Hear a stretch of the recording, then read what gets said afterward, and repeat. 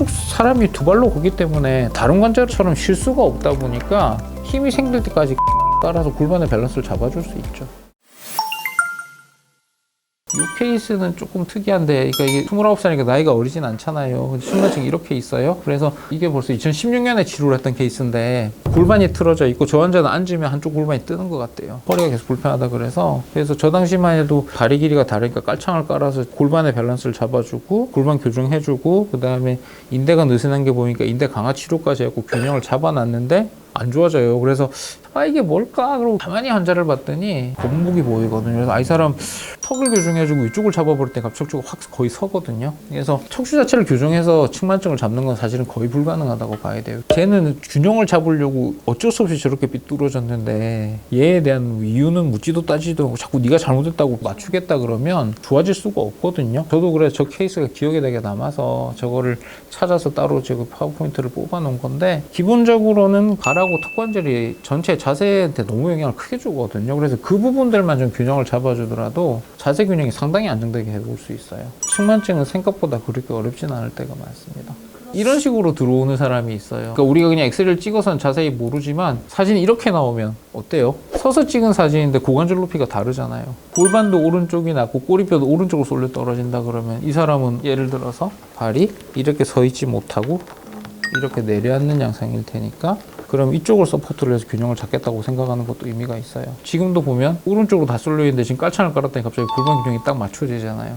계속 사람이 두 발로 걷기 때문에 다른 관절처럼 쉴 수가 없다 보니까 힘이 생길 때까지 깔창을 깔아서 골반의 밸런스를 잡아줄 수 있죠. 그런데 가능하면 모든 보조기는 오래 쓰는 게 좋지 않아요. 왜냐하면 사람 몸이 워낙에 게을러서 뭐를 해주면 더 약해져요.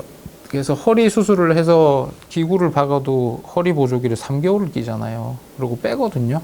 그러니까 뼈가 붙을 때까지 시간을 버는 거예요. 얘도 마찬가지예요. 깔창을 까는 순간부터는 깔았으니까 치료를 끝냅시다가 아니라 깔았기 때문에 빨리 튼튼하게 만들어서 깔창을 빼는 게 목표예요. 근육의 균형도 잡아줄 게 있고 인대가 약하면 인대도 강화시켜줄 여지가 있고, 그래서 깔창을 자꾸 낮춰요. 편차가 큰 사람들이 쭉쭉쭉쭉 맞춰서 괜찮아지면 결국은 빼버려야 되거든요. 그런 식으로 치료를 접근하는 게 제일 좋습니다. 골반은 대부분 결과예요. 걔를 먼저 교정하면 개선될 여지가 별로 없어요. 결국은 여러 가지 이제 학문들에서 되게 이야기를 하는 게 뭐냐면, 사람은 하나의 유닛으로 봐야 된다는 거거든요.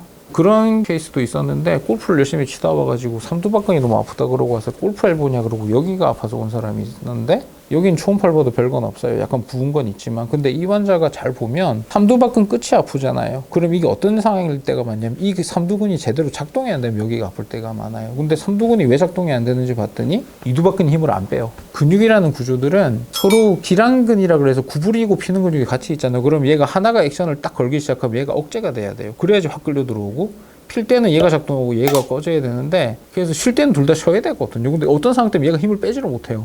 그럼 얘가 작동이 안 돼요. 그래서 여기가 아픈데 여기가 긴장돼 있어요.